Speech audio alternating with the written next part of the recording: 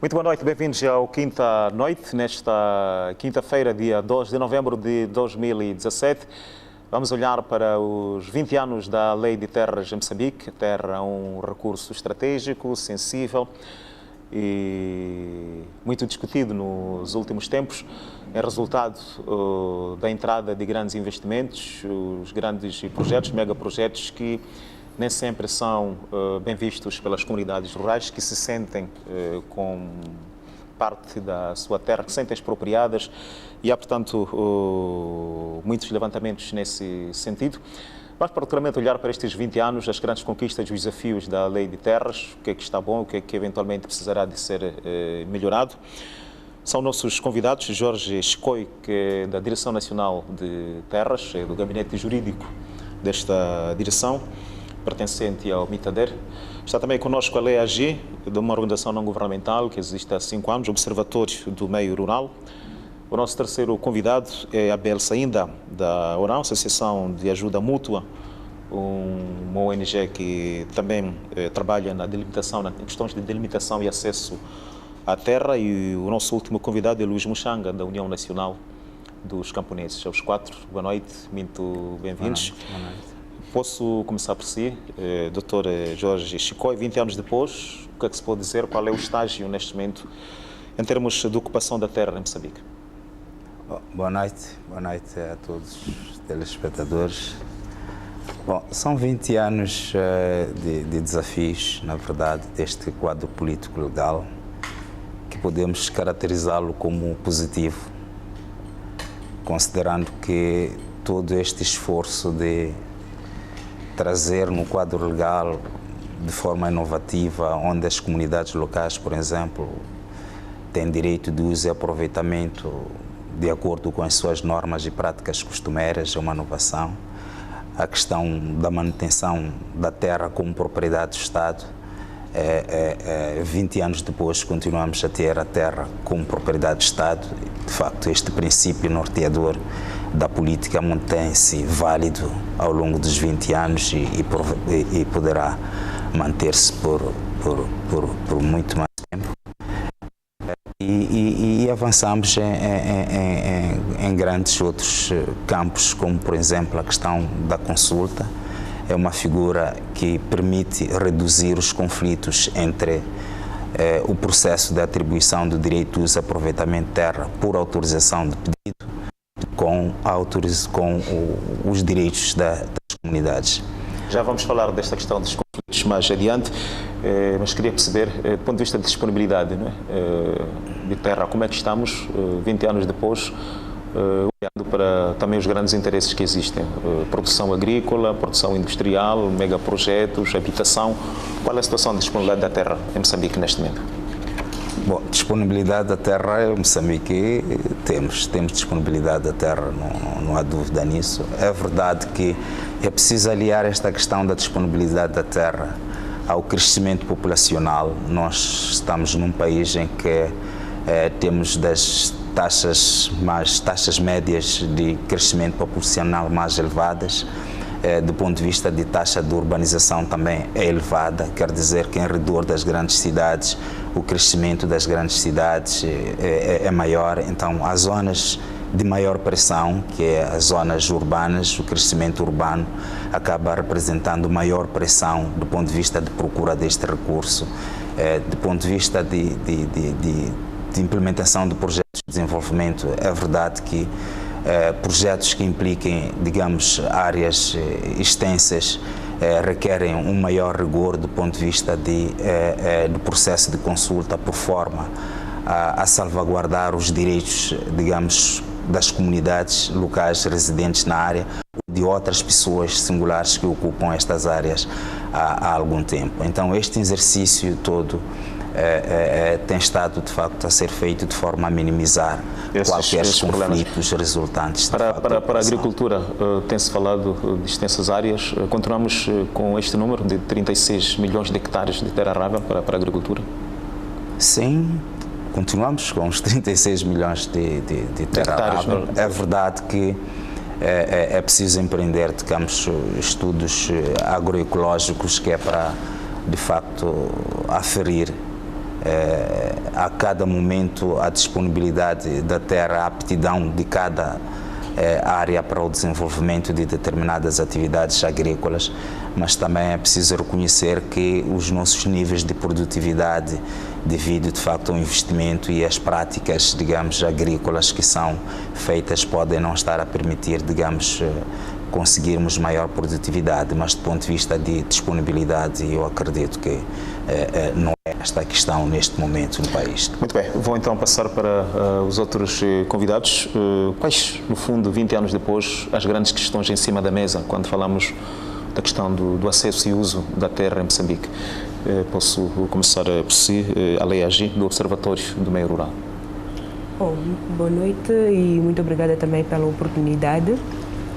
Bom, nós como Observatório do Meio Rural, nós somos uma instituição de pesquisa que tem em vista desenvolver estudos no meio rural e sobre o desenvolvimento do meio rural, bem como tentar averiguar se existem algumas políticas públicas que estão a ser bem ou não implementadas, né, dentro do meio rural.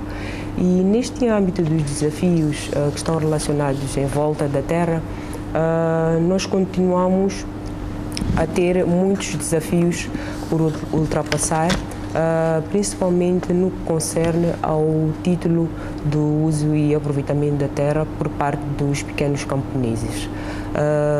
Talvez não vou me alongar muito em relação a isso, o Luís depois irá falar, mas cabe talvez frisar a questão dos conflitos intrafamiliares, que relacionam muitas vezes a questão de género, né? As relações de género, de poder dentro do agregado familiar, onde em muitos casos a mulher fica subjugada ou não tem muitas das vezes o título, né, do acesso ao uso da terra. Estou a tentar seguir o seu raciocínio. A lei não salvaguarda ou não protege a mulher neste aspecto? A lei protege. A lei, por acaso, está muito bem escrita e existe, né, graças a Deus, mas muitas das vezes ela não é seguida ou implementada da forma que está escrita, né, por causa da questão dos usos dos direitos costumeiros, que muitas das vezes põe a mulher numa posição subalterna em relação ao homem, né? Muitas das vezes, quando se passa o título do uso e o aproveitamento de terra, passa-se esse título em nome do homem e não da mulher. Portanto, correlações de forças de género, né? No nível doméstico. Quero ouvir também o representante da URAM, Abel Saída, 20 anos depois, quando falamos da Lei de Terras. Quais são as principais conquistas e os principais ganhos, não é? E que desafios, efetivamente? Muito obrigado, Guedes, pela oportunidade que nos concede para, mais uma vez, debruçarmos-nos em relação aos processos de crescimento da nossa sociedade. Quando falamos dos 20 anos da lei, nos remete a uma necessidade de recuarmos no tempo e buscarmos aquilo que era a motivação para os moçambicanos da conquista, por exemplo, da independência, que tinha a sua base libertar o homem e a terra.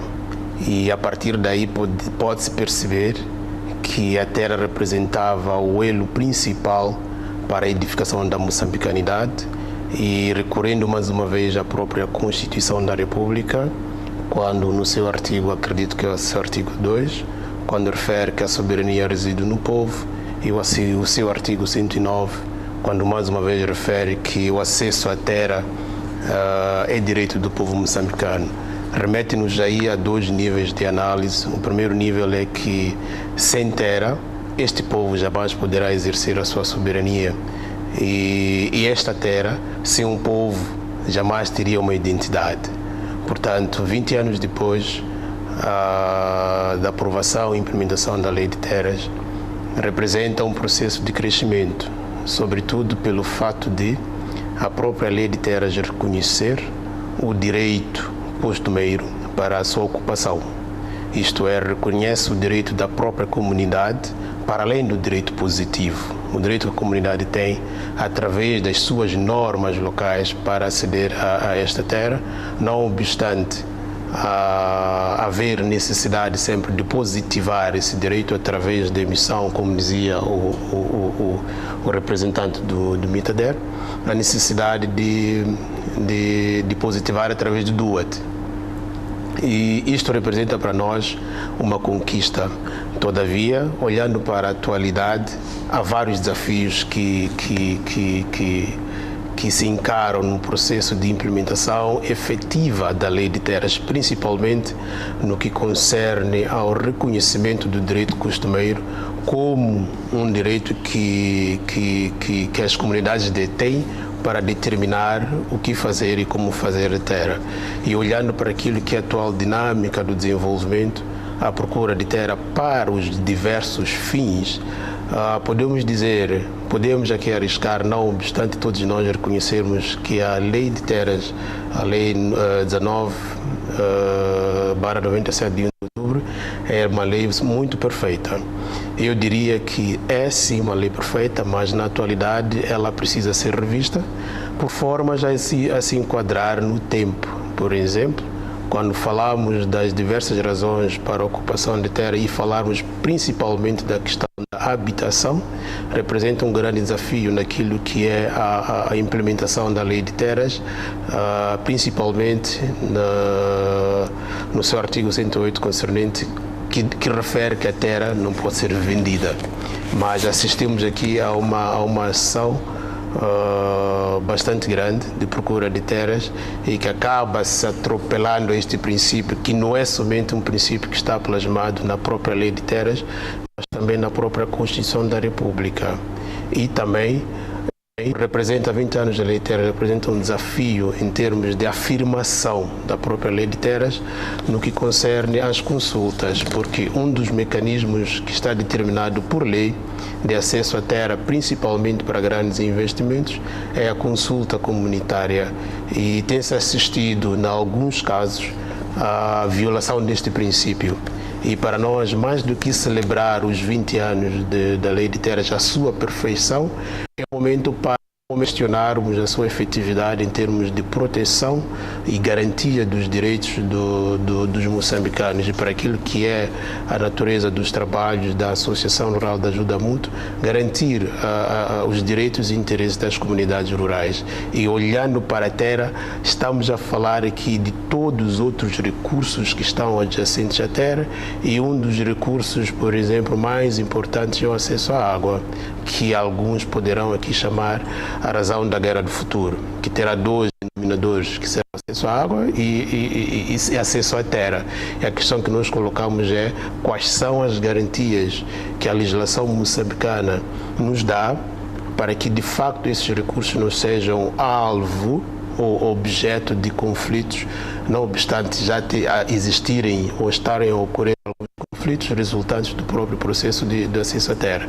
Portanto, 20 anos da Lei de Terras não representa não só um processo de crescimento, mas também deve servir como um ponto de reflexão sobre que medidas a tomar hoje para que o futuro não seja ou não existam aqui no futuro aquilo que os outros países já existem em terra. Que ações devem ser tomadas de forma a cautelar que efetivamente a terra continue este bem precioso e que o povo tenha elementos substanciais e concretos para o exercício da sua soberania. Portanto, 20 leis de terras, sim, é um processo de crescimento, mas também representa um desafio do futuro.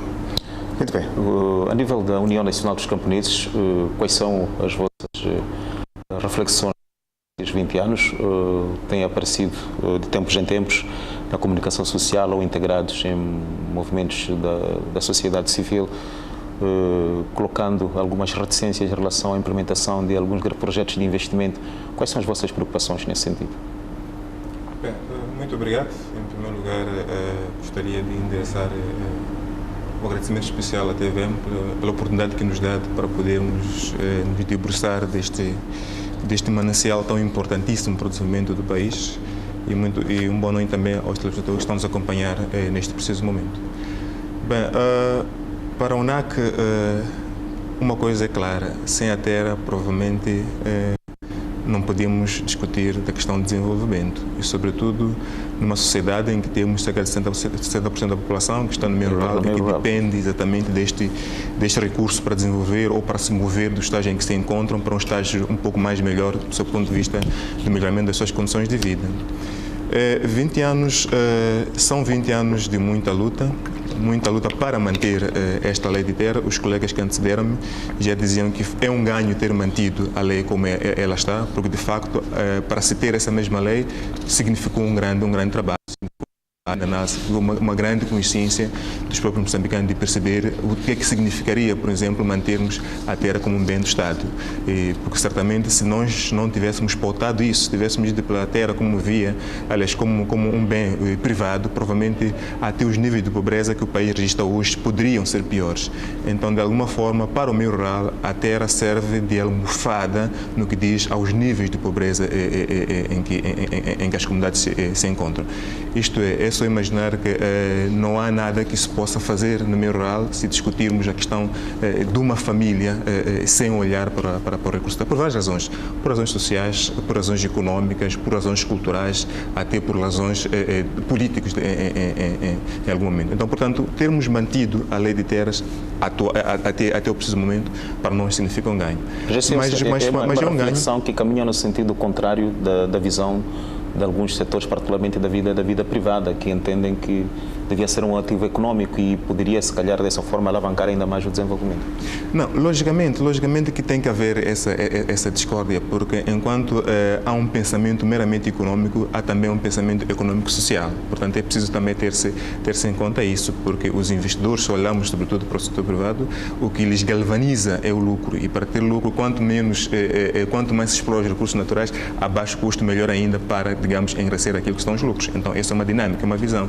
Mas há pessoas que olham a terra no outro sentido, quer dizer, na questão da economia, não apenas da economia, mas questão social, entre outros. Mas tentando tocar exatamente o aspecto econômico da terra, ou até que ponto, de facto, a terra podia ser um ativo econômico, depende também das políticas públicas. Não podemos olhar a terra isolada das políticas públicas. A questão é como é que estão hoje as políticas do setor agrário, no sentido de dar essa tal produtividade à terra que ela devia merecer. Por exemplo, está-se a discutir que Moçambique tem 36 milhões de hectares de terra arável, que é um facto, dos quais, segundo as estatísticas, estamos a usar 15% a 20%, que pode ser um facto, mas nunca houve pergunta de por que é que estamos a usar isso.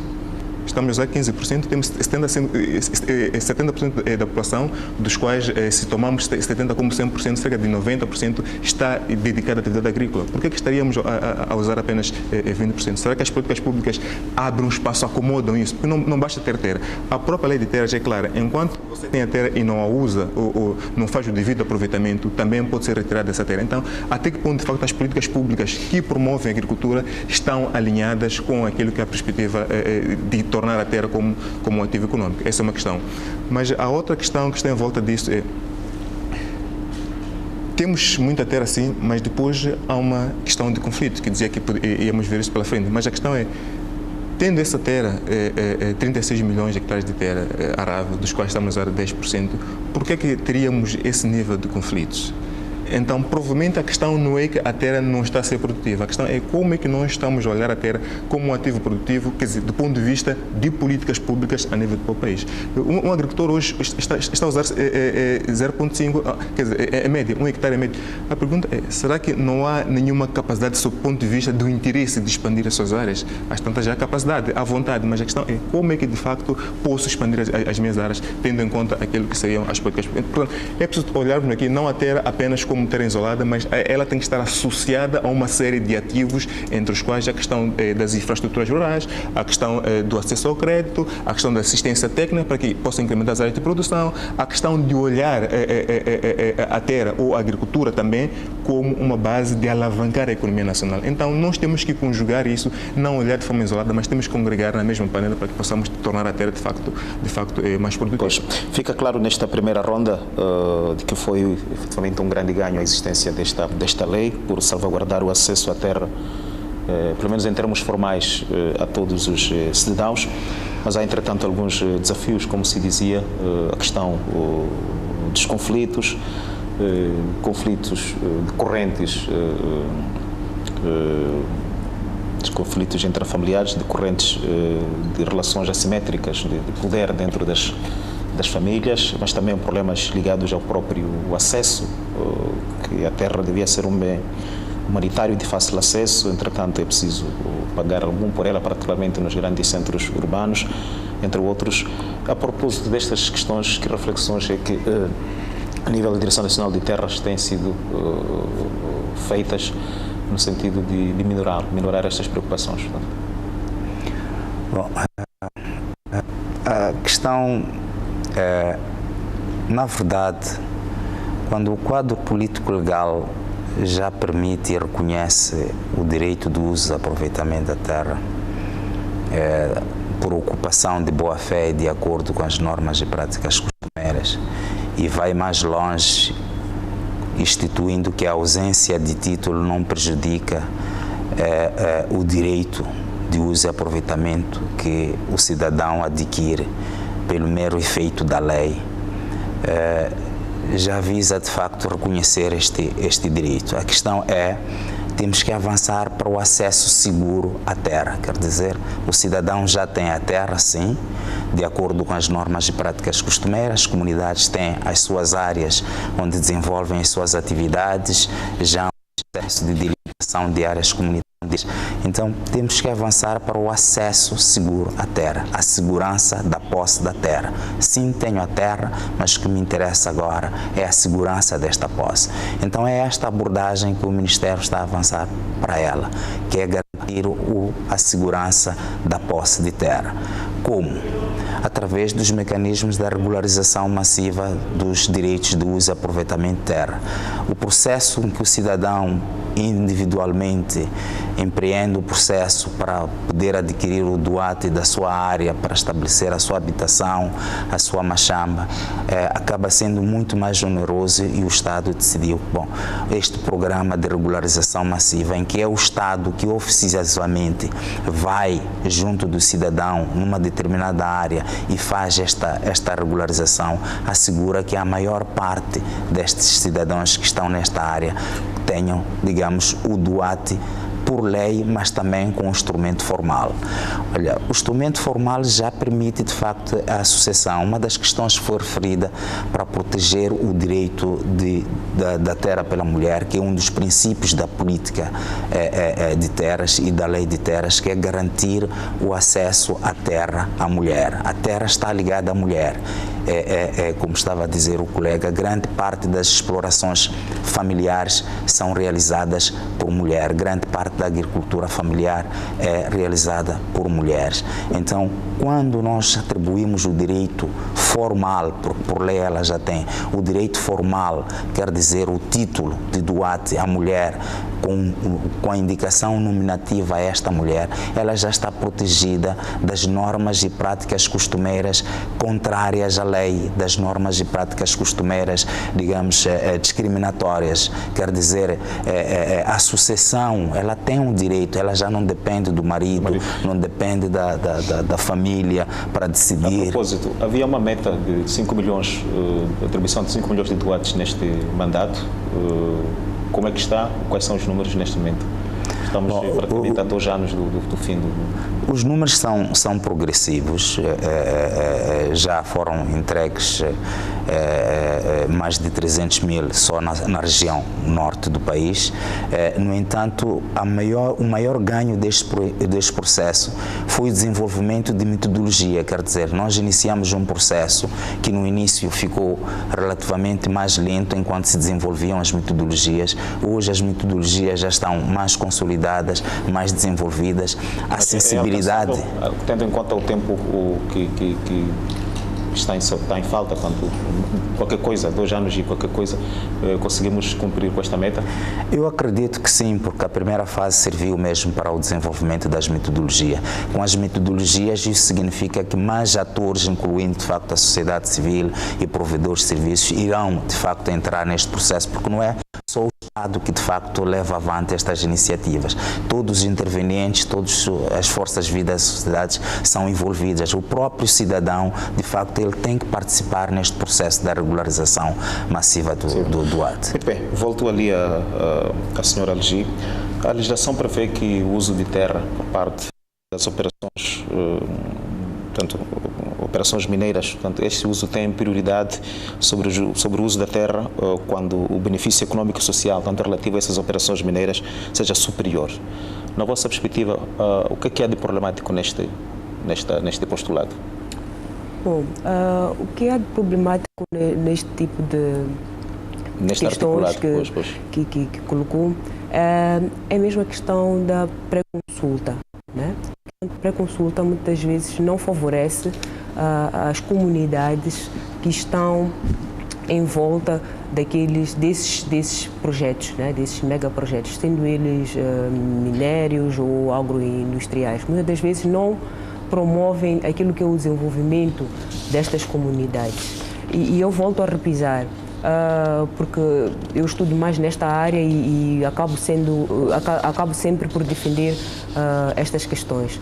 Muitas das vezes o que acontece é que sempre existem questões que estão relacionadas com dinâmicas econômicas e sociais e de poder que prevalecem sempre nas comunidades rurais e têm em vista colocar a mulher numa situação de inferioridade. Então, sendo a mulher colocada nesta situação de inferioridade, com baixo nível de escolaridade, baixa informação, ela muitas das vezes não tem beneficiado destes projetos. E o que acontece é que isto vai multiplicando cada vez mais a pobreza e o desenvolvimento destas comunidades e o desenvolvimento do meio rural no geral, né? Eu quero recuperar a mesma questão para si, não é? A legislação diz claramente que o uso por operações mineiras, se tiver relevância econômica, tem prioridade sobre outros usos. De facto, essa é uma questão principal quando falamos dos modelos de desenvolvimento, onde elege-se o setor mineiro como um setor que virá catapultar os processos de desenvolvimento, mas, mais uma vez, recorrendo sempre à Constituição da República, que nos refere que a agricultura é a base para o desenvolvimento. E este princípio que anuncia remete-nos a uma conclusão de atropelo direto à própria Constituição da República, porque o setor mineiro em algum momento parece-me, ou a lei de Minas parece-nos superior a todo e qualquer outro interesse nacional. Então isso remete-nos àquela questão de, como é que efetivamente podemos garantir que a agricultura seja o setor que vai promover ou vai garantir esse desenvolvimento. E a priori nós estamos a incitar um conjunto de contactos com os deputados no sentido de garantir que efetivamente tudo bem em termos de receitas, o setor mineiro poderá contribuir a maior arrecadação de receitas para o país. Mas em termos de utilização dessas receitas para a promoção do bem-estar dos moçambicanos, esse é um outro processo, E também isso nos leva a uma outra conclusão, de que o princípio constitucional que diz que a agricultura é a base para o desenvolvimento, ele enuncia apenas uma intenção, porque em termos práticos é mais que claro que o setor mineiro é prioridade, né, quando se trata dos processos de captação de investimentos para o país. E na nossa opinião, isso mostra uma certa conflitualidade, porque na maior parte dos investimentos mineiros que ocorrem para o país, eles obedecem a um sentido, como geralmente denominamos sentido top-down. Então não há um processo de envolvimento destas comunidades, e por mais que seja uma área com um potencial agroecológico ou agrário muito grande, se o interesse for mineiro, então prevalecerá o direito mineiro, nesse caso, o investimento na área mineira. E olhando para aquilo que é o nível de produção e produtividade do setor agrário para o país, estamos a colocar o setor agrário para um segundo plano. E nós estamos a fazer uma ligação direta entre aquilo que poderão ser as receitas do setor mineiro, como é que eles poderão contribuir para fazer face a esse gap ou a esta terra que outrora era usada para a produção, que agora para a produção agrária, que agora é usada para a extração mineira. Então, há falta aqui de uma harmonização entre as próprias políticas, no sentido de poderá se substituir a produção, compensando com as receitas que o setor mineiro poderá contribuir, mas também isso tem que estar claro dentro das próprias políticas, porque quando falamos é claro que o país tem várias necessidades e um dos grandes desafios que se assiste agora é a segurança alimentar. Então, como garantir que efetivamente esta terra possa ser usada para a produção agrária, aquilo que é a iniciativa, permita-me louvar aqui a iniciativa e provavelmente o esforço do chefe do Estado em ele querer catapultar o setor agrário para que efetivamente possa responder às necessidades nacionais. Mas há aqui eu chamo de intenção, porque em termos de ações ainda falta muito para que o setor da agricultura possa efetivamente responder àquilo que são as necessidades nacionais. Um título de exemplo: a região, a província de Niassa, por exemplo, produz muito feijão. E a província, por exemplo, de Maputo tem maior escassez de feijão. Mas não existem políticas claras para permitir a ligação entre os mercados. E permita-me também referir com relação àquilo que é o modelo do próprio desenvolvimento, olhando para as estratégias de desenvolvimento baseadas em corredores de desenvolvimento. E os corredores dão mais resposta ao exterior. Então, falta aqui uma ligação. Podemos falar de mercados, quando falamos, por exemplo, das zonas com um potencial agrário elevado, a Zona Norte, Zona Centro, Zona Sul. E não existe aqui, em termos de políticas, como fazer ligação entre esses centros de produção. Então, eleger o setor mineiro como prioritário significa colocarmos estas questões todas a segundo plano. E não fica muito claro sobre como é que priorizando o setor mineiro poderemos resolver as outras questões que assolam o país. E a grande preocupação das organizações, assim como o país, é garantir a produção, a produtividade, por formas a responder àquilo que são as necessidades alimentares dos próprios moçambicanos. Então, há aqui, na nossa opinião, um atropelo à própria legislação. Acredito, há outras experiências em outros quadrantes do mundo em que a descoberta dos recursos minerais não é sintomática à sua exploração. Tem que haver aqui um processo de planificação, de formação de quadros nacionais, assim como de determinar como é que esses setores irão contribuir efetivamente para suprir as necessidades dos moçambicanos. Países como a Noruega, por exemplo. Muito bem, deixe-me aproveitar esta ocasião para anunciar a abertura das linhas telefónicas aos nossos telespectadores, caso queiram interagir connosco, comentando ou até mesmo colocando algumas questões aos nossos convidados. As nossas linhas telefónicas estão abertas e a partir deste momento poderemos atender as suas solicitações em termos de chamadas. Passo para si. Percebe-se aqui uma espécie de alguma conflitualidade entre o grande investimento, não é, e as necessidades que as populações naturalmente têm de usufruir, de fazer uso da terra enquanto um bem essencial para o desenvolvimento das suas atividades. A questão é que, reconhecendo, por um lado, a necessidade destes grandes investimentos, os megaprojetos, seja do setor mineiro, seja do setor agrário e de outra natureza, por um lado, e por outro, a necessidade também de garantir a própria subsistência das populações. Portanto, como encontrar, ou que modelo encontrar, mas sobretudo como encontrar na nossa realidade uma conciliação de interesses, portanto, uma abordagem que respeite os interesses das salvaguardas e os interesses das partes. Eventualmente este seja o grande desafio nesta discussão toda. Efetivamente esse é o grande desafio e uma das questões que temos alertado é sobre o entendimento, nesse caso, do papel da agricultura ou do papel da produção. O país fala muito... Xanga, peço-lhe que retenha o seu fio de pensamento. Abrimos agora as linhas telefónicas e vamos sempre fazer isso, porque as chamadas são caras, temos de flexibilizar a participação dos telespectadores. Vamos então atender o nosso primeiro telespectador. Boa noite. Boa noite. De onde é que fala, por favor? Eu falo de Chimoio, Conselho de Abril, José Suíte. Pois, se já está a participar. Sim, eu queria saber sobre essa opinião de terra. Perdemos este contacto. Vamos esperar que o telespectador retorne à ligação.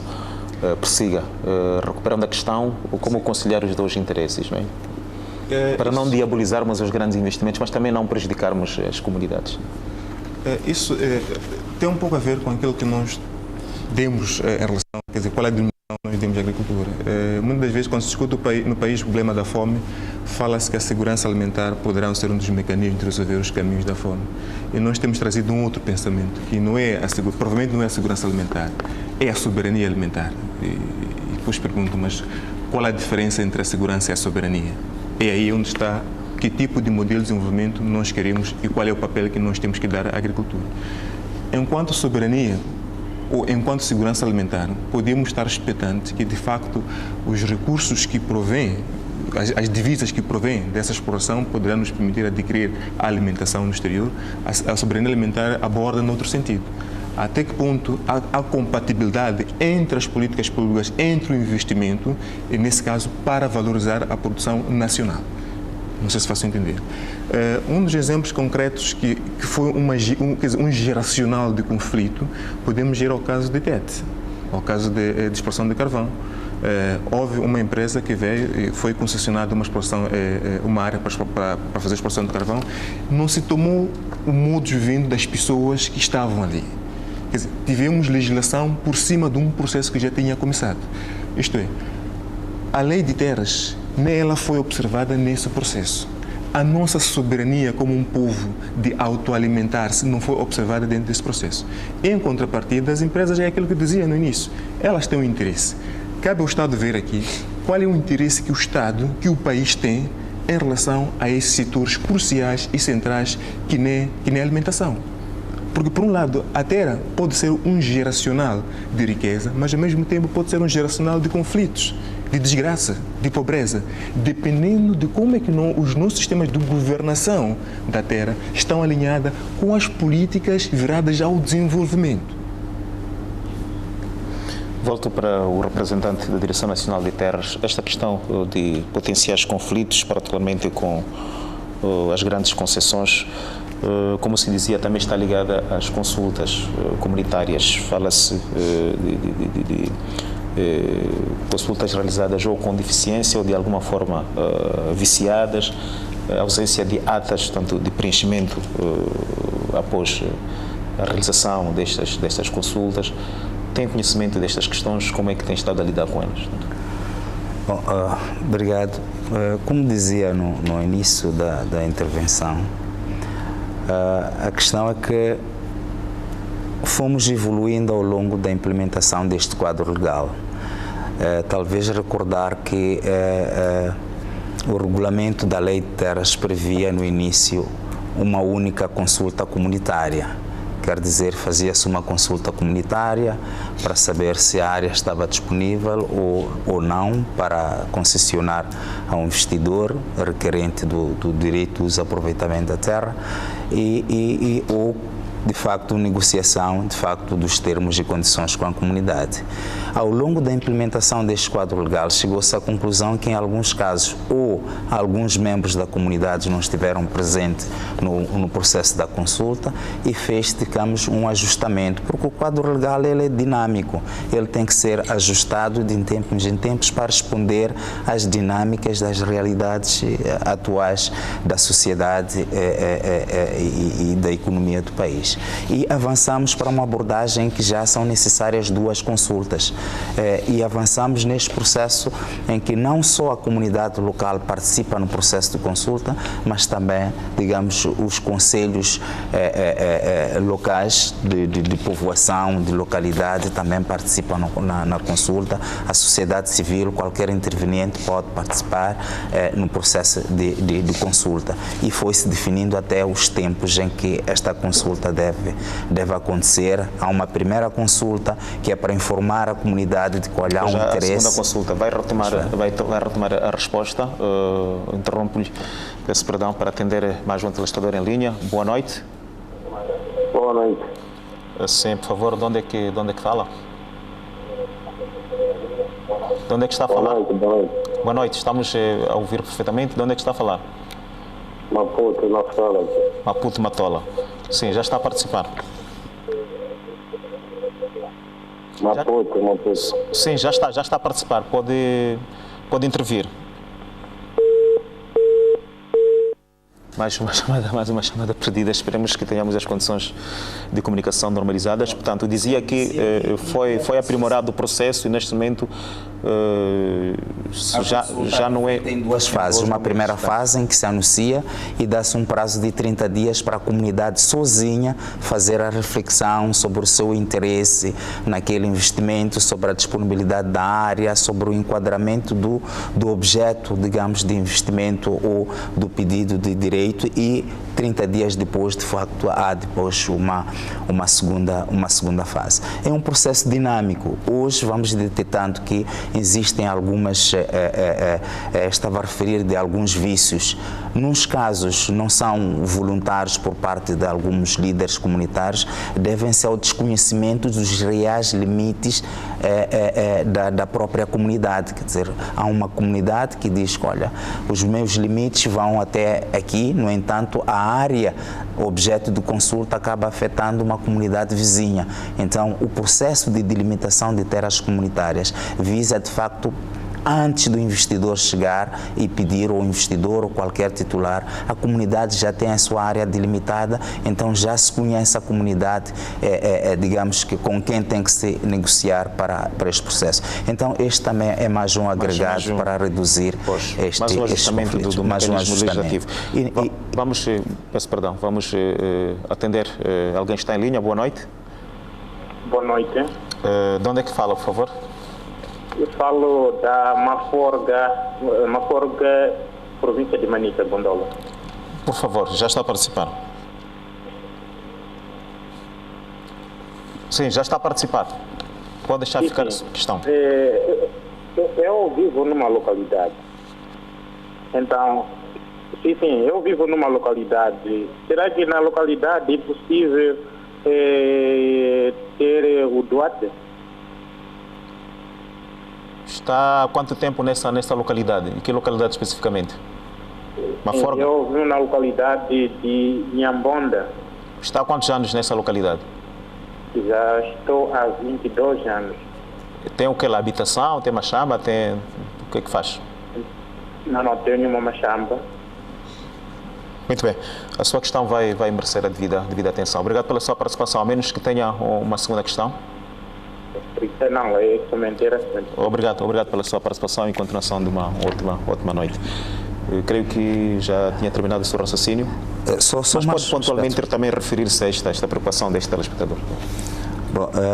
Indo direto para esta questão, dizer que, digamos, o direito de uso e aproveitamento da terra é direito de todo cidadão moçambicano e também de todo toda a pessoa nacional, de toda a pessoa singular, estrangeira ou coletiva, desde que observe os requisitos. Então, o senhor a residir em qualquer localidade, na povoação, em qualquer parte do território nacional, ela tem direito de ter o seu título de uso e aproveitamento da terra. É um seu direito. O que estamos a dizer é que o fato de ele não ter hoje o direito ou o título formal, o documento material, não, digamos, dispensa o reconhecimento do direito da área que ele está a ocupar há 20 anos. Mas ele, querendo, e nós aconselhamos que, digamos, adquira esse título para salvaguardar as questões de herança. E isso onde é que se faz? Na administração local, não? O processo inicia na própria localidade, na povoação, onde ele reside. O processo inicia justamente onde ele se encontra a residir, com o envolvimento mais uma ligação. Vamos atender mais uma ligação. Boa noite. Boa noite. Sim, de onde é que fala? E queira, por favor, baixar o volume. Da Beira. Da Beira. Pode baixar o volume da sua televisão, por favor? Tá bem. Sim, aqui lá em da Beira. Sim. Sim, já está a participar. Pode colocar a sua questão. Sim. Estamos com recorrentes problemas de corte destas ligações. Vamos pedir que a nossa sonoplastia... Então, só para terminar este fio com relação aos conflitos. Na verdade, os conflitos fazem, digamos, fazem parte da sociedade, temos que preveni-los e é esta a nossa missão.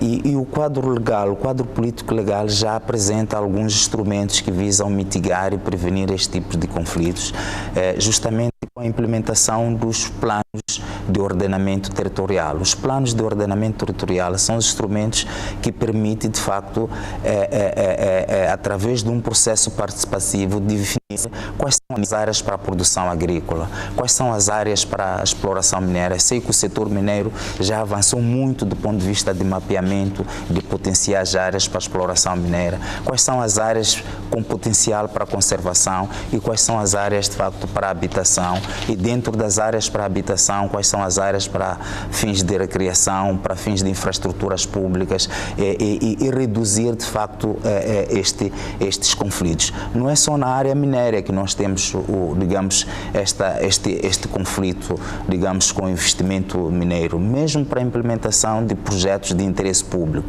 Se o Estado vai ter que construir uma estrada, uma ponte, uma linha férrea, há sempre necessidade de fazer reassentamentos. Este processo é caro. Pois. Mas com o processo de ordenamento já sabemos que, olha, aqui vai passar a estrada e prevenimos que tenhamos pessoas vivendo por onde vai passar uma estrada, por onde vai ser construída uma escola. Então os processos de ordenamento, os planos de ordenamento são um instrumento, digamos, que o quadro legal de orientação para prevenir conflitos. Não quero de modo algum concentrar a conversa em si, mas é inevitável. Em março, no primeiro semestre deste ano, os bispos católicos estiveram reunidos na cidade da Beira e produziram uma reflexão, entre vários aspectos, levantavam sérias questões de preocupações em volta desta questão do acesso à segurança da posse de terra, alertando para o risco de marginalização e empobrecimento das comunidades locais, que, por força destes grandes investimentos, acabam por ser, digamos que, apropriadas, não é? das suas terras. Qual a vossa reflexão? Como é que dimensionam esta preocupação a nível da Direção Nacional de Terra? Não passou despercebido isto, não, no vosso setor? Não passou despercebido, porque não é só essa reflexão que aconteceu, digamos, neste encontro. São vários, de facto, os setores da sociedade civil que têm discutido estas abordagens, incluindo as abordagens digamos, em que se indica haver uma possível usurpação de terra. Então nós temos estado atentos a isto, porque digamos, o setor de terras é um setor transversal.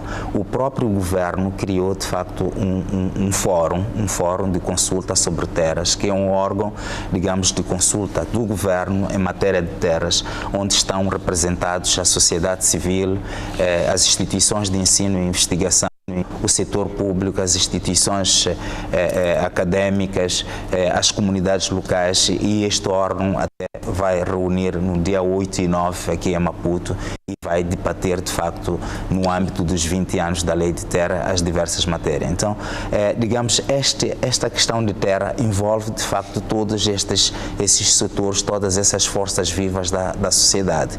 Agora, a questão não podemos aliar, digamos, a questão de uma eventual perda de terra por parte das comunidades locais aos projetos de investimento. Como estiveram a dizer os colegas, nós precisamos dos projetos de investimento. O país tem que desenvolver, temos que ter investimento. O nosso quadro político prevê, digamos, promoção de investimento para o desenvolvimento do país. É preciso a terra para qualquer investimento privado ou estrangeiro, precisa da terra para fazer. Então, não é a causa do conflito. Provavelmente nós teremos que, digamos, melhorar mais os mecanismos do reassentamento. Como estava a dizer o colega, de facto fomos melhorando, de facto o quadro legal do reassentamento é recente, vamos aperfeiçoando. Há insatisfação em alguns casos por parte das comunidades reassentadas, porque o processo de reassentamento é, digamos, um processo, é a última salvaguarda que o Estado ou qualquer Estado tem que recorrer. Se tivéssemos planos do ordenamento já em implementação em todo o país, provavelmente reduzíssemos de facto os casos de reassentamento. Então o reassentamento não é a primeira alternativa que se pretende. Ninguém quer ser reassentado. Se eu escolhi viver num determinado ponto, eu quero viver naquele ponto, e o reassentamento não chega a compensar os bens intangíveis, né? Nós podemos compensar a pessoa a dar uma melhor casa, mas não compensamos, digamos, outros valores antropológicos, intrínsecos do indivíduo, o enquadramento na comunidade onde ele vai se encontrar. Então, todos esses aspectos precisam ser acautelados e reduzidos ao máximo. Então, é preciso aperfeiçoar mais os mecanismos, digamos, de reassentamento, onde as pessoas são reassentadas, assegurar que tenham condições melhores do que onde se encontrava. Quer dizer, não adianta reassentar e dar a casa. O assentamento implica também dar uma fonte de rendimento. Se a fonte de rendimento era a agricultura, estas populações têm que ter área. E é este processo que tem sido seguido. Vamos atender a mais alguém que está em linha. Boa noite. Por favor, pode baixar o volume da sua televisão. Já, sim. De onde é que fala? Da cidade da Beira. Por favor. Sim, gostaria de saber sobre esse aspecto de hoje aproveitamento da terra. Sim, mas... os meus avós vivem no distrito e eles estão lá há mais de 50 anos. Então, gostaria de saber qual é o procedimento ou o plantel, qual é o aconselhamento que faz para que eles possam regularizar o assunto do terreno deles. Por acaso, eles têm um terreno muito extensivo e estão lá há mais de 50 anos. Gostaria de saber do plantel se precisam também eles fazer essa legalização, se precisa, qual é o procedimento que eles podem seguir. Muito obrigado. É uma questão que é semelhante à do outro espectador, certamente que vai merecer devido esclarecimento ao longo deste programa. Para a doutora Leia, um dos fatores desta conflitualidade também é reconhecimento do problema de falta de informação, particularmente as comunidades rurais têm este problema de desconhecimento dos seus direitos. Nesse sentido, qual é o espaço que existe para a vossa intervenção, no sentido de promoção da advocacia, que também ajude a municiar estas comunidades de algum conhecimento do ponto de vista de direito de uso e aproveitamento da terra? Bom, nós como uma instituição de pesquisa, normalmente nós tentamos, depois das nossas pesquisas, fazer a devolutiva à comunidade, tentar explicar e tentar informar sobre os seus direitos, sobre o uso e o aproveitamento da terra.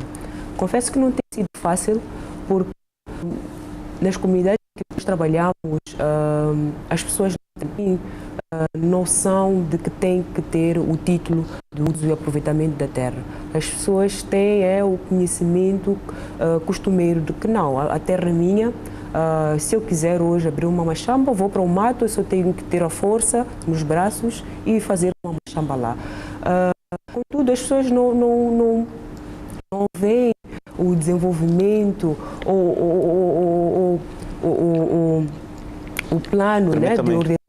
Interrupção, porque tenho a indicação de termos alguém em linha. Boa noite. Muito boa noite. Sim, por favor, de onde é que fala? Boa noite. Sim, de onde é que fala? Pedro Musengue, aqui é Pedro Musengue, fala que eu falo. Primeiro eu quero saudar o painel, saudar também assim, o moderador, e dizer que é um tema muito interessante para os moçambicanos, em particular aqueles que não têm posse de terra. Há muita gente nas zonas urbanas que não tem posse de terra. Então seria um momento este de nós definirmos políticas claras para podermos a atribuir a terra. E outra coisa também que colocaria a todos que estão ali é de que essa coisa de consulta comunitária, não sei quanto, eu lamento as consultas comunitárias que eu já participei e já vivenciei, a pessoa que precisa explorar aceita, mas no momento da execução é um caos, é de lamentar. E eu não sei quem deveria andar atrás a recordar aquilo que você prometeu naquele dia e junto à comunidade disse que poderia fazer, tem que fazer como você de facto prometeu. E nós, em algum momento, não temos colocado uma seriedade a atribuir um espaço de terra a uma pessoa. Encontramos, em algum momento, um distrito comprado por uma ou duas pessoas, porque é um indivíduo influente, porque não sei lá quanto. Mas, envolvidos anos, nós descobrimos que, afinal de contas, aquela entrega de uma forma barata daquele espaço varia-nos muito mais, porque, em algum momento, até temos pessoas que ocupam o espaço e, em algum momento, não exploram, não fazem nada. E a população ainda continua a sofrer. Então, em algum momento, nós temos que pôr a mão na consciência e saber que, afinal de contas, queremos ocupar esse espaço e essa ocupação, o desenvolvimento da atividade que queremos realizar, tem que refletir na vida daquela comunidade. Exemplo está aí em Tete. Há muita gente hoje que tem uma chamba, há muita gente hoje que está a passar fome, há muita gente que não tem posto de saúde perto, há muita gente em situações difíceis, mas estamos lá sobre o olhar. Quando se definiu que, afinal de contas, aquelas pessoas deviam ser reassentadas, aceitaram todas as políticas, mas agora, na efetivação, há grande dificuldade. Então, essas organizações aí devem descer até a base e dizer à comunidade, em línguas locais, dizer que esse espaço é vosso, deve ser legalizado, deixa daquela maneira, e quando chega um investidor, não seja enganado apenas por um pão com um sangue, mas sim deve abrir vista e saber o que é que esse investidor tem que fazer, na verdade, para também sair da pobreza que vocês estão. Tenho dito, muito boa noite, Pedro Musengue, só fala. Muito obrigado pela sua participação. Prossiga. Sim. Então, eu estava a falar que não existe essa preocupação com a questão do ordenamento do território, no sentido de que futuramente aquelas áreas poderão ser ocupadas por algum projeto de desenvolvimento.